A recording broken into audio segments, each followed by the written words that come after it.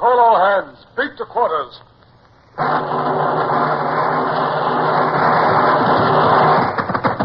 Unload the guns. Stand by the starboard battery. One broadside into it, if you please, Captain Bush. Pointers on target. Linstocks ready. Aye, aye, sir. Ready. Fire!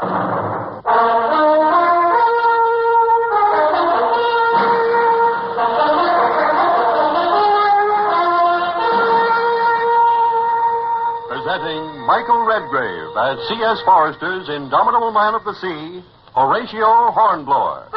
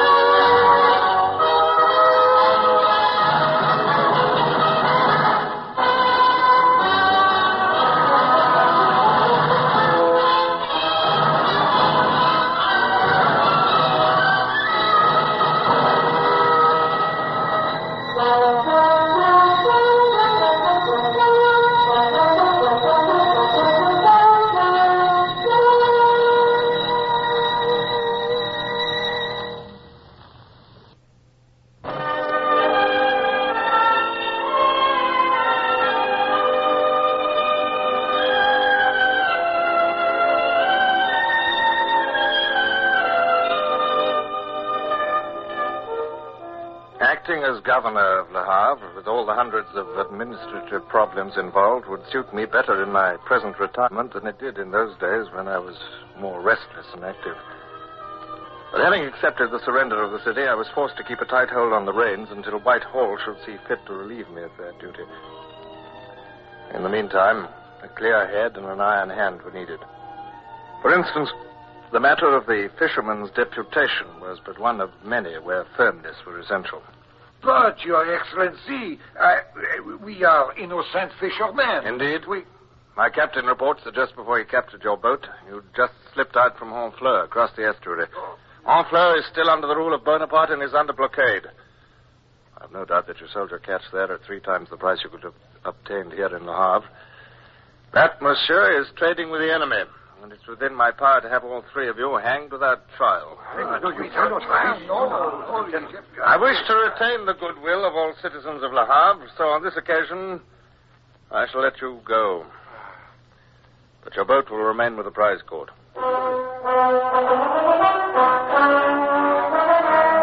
Now, Captain Howe, what was that about a prince? A note from the Foreign Office. They are sending the Duc d'Angoulême. Oh, are they? What am I supposed to do with him? Who is he, anyway? Eldest son of King Louis's brother. He married Marie-Thérèse, daughter of Louis XVI. Oh, yes, yes. He is the eventual heir of the Bourbon line. He must be about 40 now. As though I hadn't enough worries. Still, I suppose it might be useful to have a figurehead, and the royalists love a figurehead. When's he coming? He will arrive tomorrow, sir, if the wind is fair.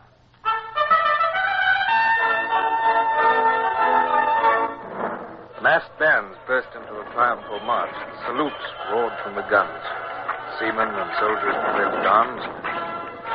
I stepped forward to receive His Royal Highness. Sir Horatio. I am Horatio. France. La belle France. Anything less beautiful than the waterfront of Le Havre in a freezing nor'easter I could not imagine, but it sounded well. And on that note, the carefully trained Duke continued through all the wearisome and frigid ceremonies which followed, the presentations, the processions, the dedication service, and the final reception of the Hotel de Ville. It was during the latter that I became aware of Brown, my coxswain, discreetly twitching my sleeve. Beg pardon, sir. Colonel Dobbs sent me in. He says he'd like you to see a dispatch what's just come in. That's very well. Tell Colonel Dobbs I'll join him in my office when I can slip away without attracting notice.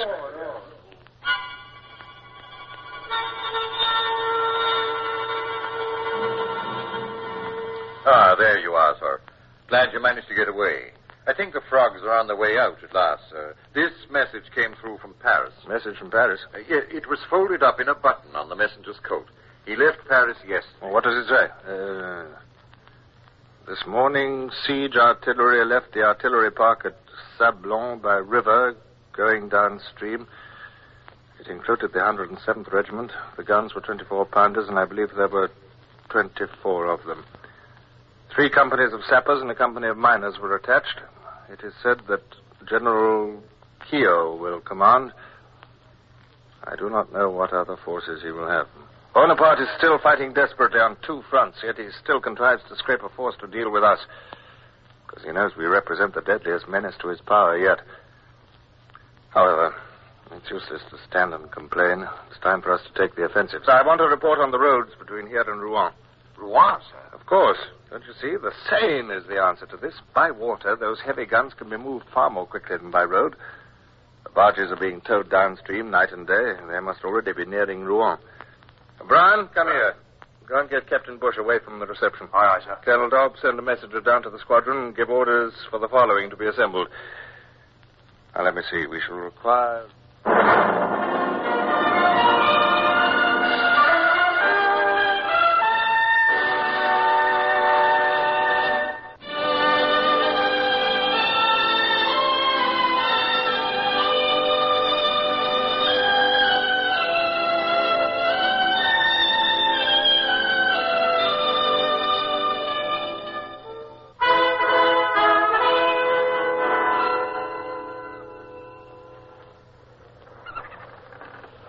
Well, now, Bush, you thoroughly understand the scheme? I think it's quite clear, sir. If we could get our boats up the river quickly in the darkness, we ought to be able to supply the barges at Coudevec. Well, the tide is in your favor tonight, and I'm banking on the fact that you're dealing with soldiers. All their victories have been on land. They'll hardly expect an attack by water on their flank. And your landing party can burn and destroy to its heart's content.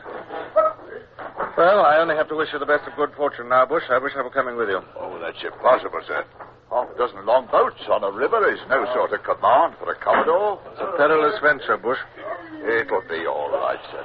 Don't you go worrying about us, sir. I won't worry with you in command, Bush. Is all ready now? All ready, sir. Well, goodbye, Bush. Good luck. Goodbye, sir. Make way in the stern sheets there.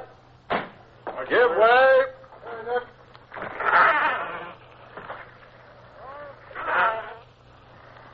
Goodbye, sir. We'll be back before dawn.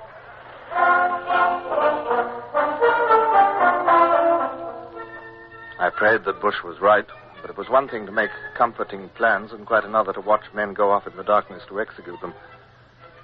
As I walked back through the darkness to the Hotel de Ville, I could not stifle a feeling of uneasiness, but I put it aside and looked forward to reading again for the 100th time the latest letter from Barbara, my wife. This and a pile of other papers kept my mind fully occupied, and the night was well advanced when Colonel Dobbs knocked at my door and entered. All the papers say that your capture of Le Havre is the beginning of the end for Bonaparte. What was that? I can feel the room shake, sir. And the candles jumped. It was an explosion. That could be at Coudevec. It would seem that Bush has been successful and has blown up the French powder barges. 100 tons of gunpowder. Yeah. That'll be a considerable explosion.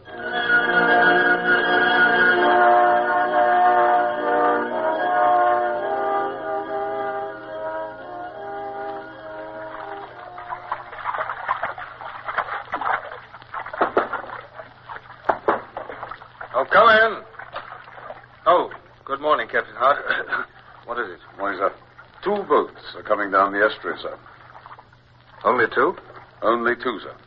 One of them's Camilla's launch. I can recognize her through the glass. I don't think the other's from Nonsuch, but I can't be sure. Very good, Captain. I'll join you in a moment.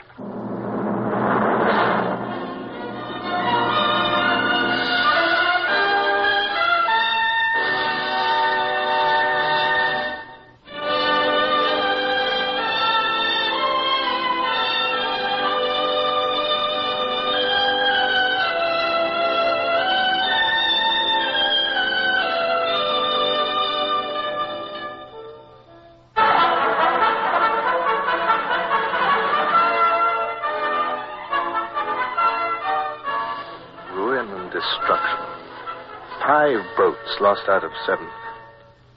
And Bush, was he lost too? Though I knew that the destruction of the French siege train would be well worth the loss of the whole flotilla, I could not coldly balance the profit and loss if my old friend Bush were among the losses. 1 boat's coming to the quay, sir. Huh? I'll have the officer here in 15 minutes. Good. Mr. Livingston, sir. 3rd officer of the Camilla. Take a seat, Mr. Livingston. Make your report, please. Thank you, sir. We went up the river without incident, sir. We could see the lights of Codebek before we were challenged from the bank. Captain Bush's longboat was leading. Where was your boat? Last in the line, sir. We went on without replying, according to orders.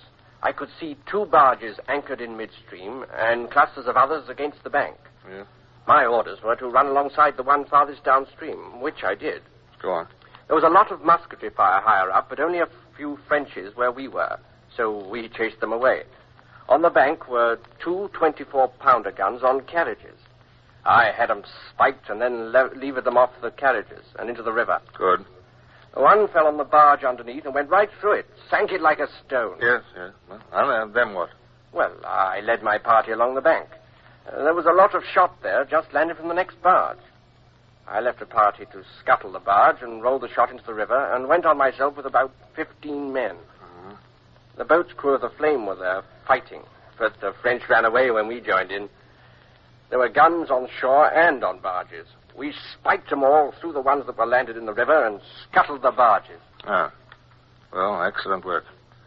They'll be difficult to recover and put into commission. Yes, it must have been a fierce and bloody struggle in the dark on the riverbank. Oh, it was, sir.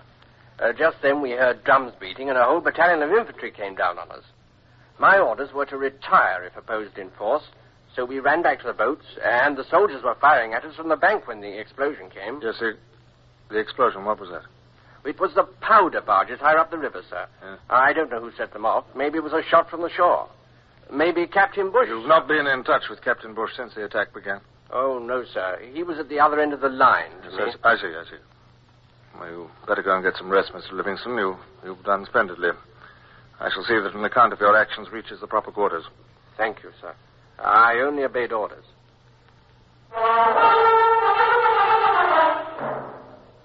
The operation had been brilliantly successful. Deprived of his siege train and munitions, General Keogh would not be able to besiege Le Havre, and it would probably be long before Bonaparte could scrape together a similar force. But the loss of Bush was a crushing price to pay. It was hard to think of a world without Bush in it, of a future where I should never see him again. He was part of my life. But the very sympathy of Dobbs and Howard had the effect of nerving me to carry on. Your Royal Highness, Sir Horatio Hornblower, KB. Good morning, Sir Horatio. You wish to see me? Yes, Your Royal Highness. I do not know if you're acquainted with the circumstances that brought me to this part of the coast. You may tell me about them. Well, there was a mutiny in one of our ships. I was sent to deal with it and succeeded in capturing the vessel and most of the mutineers. Excellent. Some 20 of them were tried and convicted and sentenced to death. I'm glad to hear it. I would be glad not to carry out those sentences, Your Royal Highness. Indeed? Well, it's impossible for me to pardon them without grave prejudice to discipline, but if Your Royal Highness were to intervene on their behalf, well, I could deny Your Royal Highness nothing. And why should I intervene, Sir Horatio? In the name of common humanity. Because 20 good men will be invaluable. Your Royal Highness could say that it was unfitting that the first days of the return of the dynasty should be marred by the shedding of blood of Englishmen, even guilty ones. Good men, useful men, mutineers, presumably Jacobin revolutionaries, equalitarians, even perhaps socialists. It would be a fine beginning to the Regency if my first public act should be to pardon a parcel of revolutionaries. I've never known the world to be offended by an act of mercy, Your Royal Highness. You have strange ideas of mercy, sir. It appears to me that this remarkable request of yours has some meaning other than its apparent one. Perhaps you are a liberal yourself, One of those dangerous men who consider themselves thinkers. Perhaps you think it would be a good stroke of policy for you to persuade me to brand myself as one who is willing to condone revolution. Sir, I protest. Your Royal Highness... This is a monstrous insinuation. I do not see fit to accede to your request, Sir Equerry. Oh, there you are. Be good enough to conduct Sir Horatio out.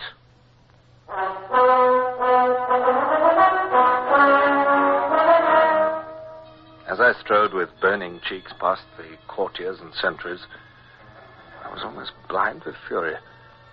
I stamped into my office, flung myself into my chair, sprang up again, paced the room. I hardly knew what I was doing as I struggled to restrain my anger.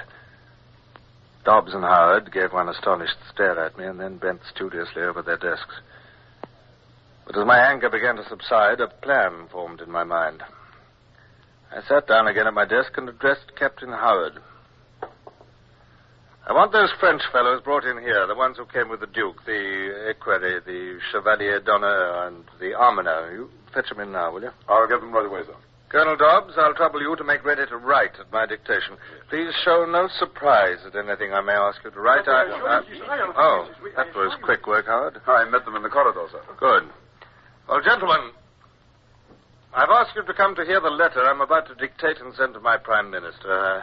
I think you understand English well enough to get the gist of it. Are you ready, Colonel Dobbs? Quite ready, sir. Very well. To the Right Honourable Lord Liverpool. My Lord, I find I am compelled to send back to England His Royal Highness the Duke d'Angoulême. But, Sir Horatio... Please, kindly do not interrupt. Now, go on, Colonel, please. I regret to have to inform your lordship that His Royal Highness has not displayed the helpful spirit the British nation is entitled to look for in an ally. Sir, this is impossible. It is not... Continue, Colonel, please. During the few days in which I have had the honor of working with His Royal Highness, it has been made plain to me that His Royal Highness has neither the tact nor the administrative ability desirable in one so high a station. Sir, I must speak. You cannot send that letter. No, why not? And you cannot send His Royal Highness back to England. You cannot. You cannot. No, he cannot. Is that so, gentlemen? Do you know who holds the power in this city? Do you know that I've only got to give the word and my ships and men would abandon Le Havre to the wrath of Bonaparte? But, sir... Do not tell me that His Royal Highness would physically oppose an order. Have you ever witnessed a deserter being brought in? Well, the Frog March is an undignified and painful method of progression. But that letter would discredit His Royal Highness in the eyes of the world. It might even endanger the succession. You will never send it, please, I can only assure you that I can or that I will. Perhaps, sir, there has been some misunderstanding. If His Royal Highness has refused some request of Your Excellencies, it must have been because he did not understand how important it was.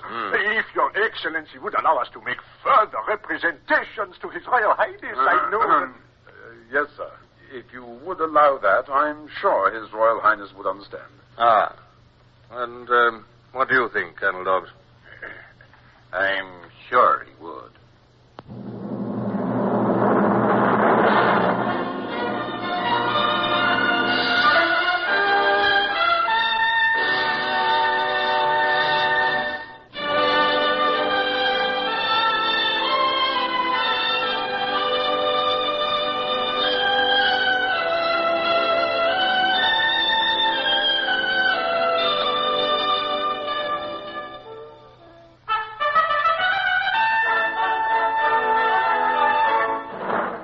Dobbs and Howard were intelligent men.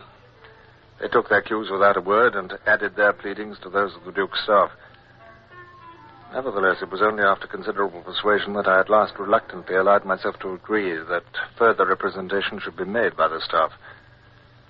Those worthy gentlemen shot out of the room in panic haste when I at last consented to allow them to approach their master. Then I sat back and relaxed.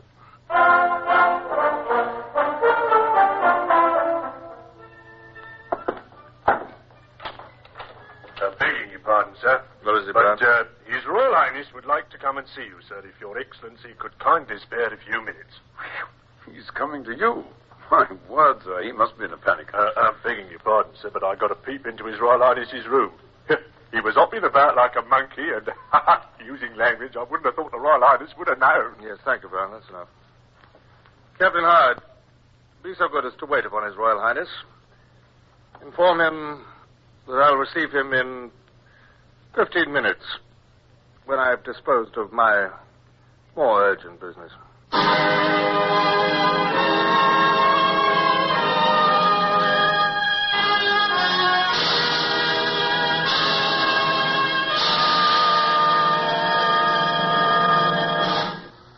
Horatio Hornblower, starring Michael Redgrave, is based on the novels by C.S. Forrester. Music composed and conducted by Sidney Torch. Produced by Harry Allen Towers.